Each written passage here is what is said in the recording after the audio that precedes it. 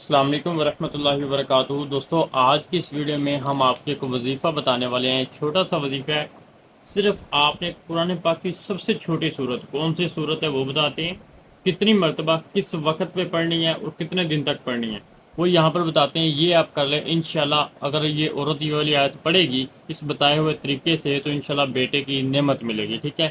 یقین رکھ کر پڑھیں، ٹھیک ہے، بتائے ہوئے طریقے سے پڑھیں، انشاءاللہ آپ کو بہت فائدہ ہوگا، ٹھیک ہے۔ تو کون سی صورت ہے، کتنی مرتبہ پڑھنی ہے، کیسے پڑھنی ہے، سارا کچھ میں یہاں پر لکھ کر آپ کو مکمل کہنے اس کا جو طریقہ ہے وہ بتا دیتا ہوں۔ وہ آپ سن لیں اس وظیفے کا کہ کیا طریقہ ہے، آپ نے کس طریقے سے یہ کرنا ہے۔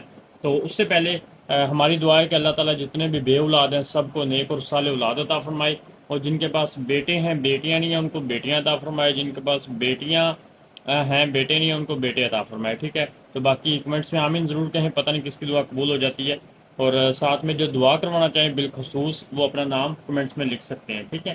اچھا، ابھی ایک تو آپ نے یہ کرنا ہے کہ پڑھتے وقت دل سے دعا کرنی ہے کہ اللہ تعالیٰ کی بارگاہ میں عاجزی کے ساتھ آپ نے دعا کرنی ہے، ٹھیک ہے، اس کو پڑھنے کے بعد۔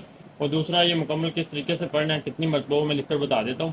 اگر میاں بیوی یعنی شوہر اور بیوی دونوں اکٹھے پڑھنا چاہیں بیٹھ کر تو پھر بھی پڑھ سکتے ہیں، وہ سب سے زیادہ بیسٹ ہے، ٹھیک ہے۔ اور اس کے علاوہ یہ ہے کہ آپ نے کہنے کو دل میں یہ رکھنا ہے کہ ہم اولاد کی نعمت کے حصول کے لیے، بیٹے کی نعمت کے حصول کے لیے ہم اس وظیفے کو کر رہے ہیں۔ تو کون سا ہے، سب سے پہلے آپ نے کیا کرنا ہے، سب سے پہلے آپ نے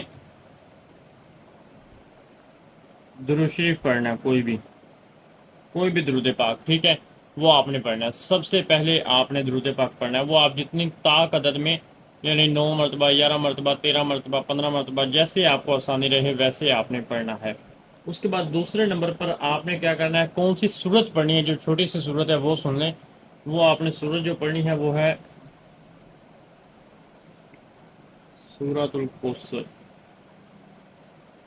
سورہ کوثر قرآن پاک کی سب سے چھوٹی صورت، انا اعطیناک الکوثر، یہ صورت آپ نے پڑھنی ہے، ٹھیک ہے۔ اس صورت کو آپ نے کتنی مرتبہ پڑھنا ہے اور کتنے کہہ لوں کہ دنوں بعد پڑھنے میں آپ کو بتا دیتا ہوں۔ یہ آپ نے صرف اور صرف 101 مرتبہ آپ نے یہ پڑھنا ہے، ٹھیک ہے۔ 101 مرتبہ سورہ کوثر آپ نے پڑھنی ہے۔ اس سے پہلے آپ نے درود پاک کو، درود شریف کو لازمی طور پر پڑھنا ہے، ٹھیک ہے۔ یہ اس کا وقت کیا ہے، اس کے وقت کے بارے میں یہ ہے کہ آپ حسب توفیق جس وقت آپ آسان رہیں، یعنی کہ باوضو ہو کر پڑھ لیں، سب سے زیادہ بہتر ہے۔ اگر زبانی پڑھ رہے ہیں تو باوضو ہو کر پڑھ سکتے ہیں، اگر آپ نے قرآن پاک سے دیکھ کر پڑھنی ہے تو پھر ظاہر سی بات ہے قرآن پاک کو چھونے کے لیے وضو کرنا ضروری ہے۔ تو وقت یہ ہے کہ آپ جس وقت بھی آسانی سے لیکن پاک حالت میں ہوں، کوئی ناپاک حالت میں نہ ہو، تو آپ کسی بھی وقت پڑھ سکتے ہیں، اس میں کوئی مسئلہ نہیں ہے۔ اور اس کے بعد دوسرے نمبر پر کتنے دن تک آپ نے کہہ لیں کہ یہ کیسے کرنا ہے عمل۔ اس عمل کو آپ نے کوشش کرنی ہے کہ مستقل کریں، یعنی روزانہ کریں، روزانہ جاری رکھیں، ایسا نہ کریں کہ ناگا کر کے کریں، روزانہ جاری رکھیں،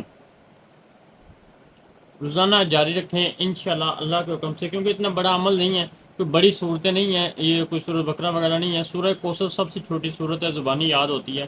تو روزانہ 101 مرتبہ جس وقت آپ کہہ لیں کہ آسانی سے پڑھ سکتے ہیں حسب توفیق اس وقت پہ پڑھیں، اور روزانہ اس کو جاری رکھیں، انشاءاللہ اللہ کے حکم سے آپ کو ایک نیک بیٹے کی نعمت ملے گی، ٹھیک ہے۔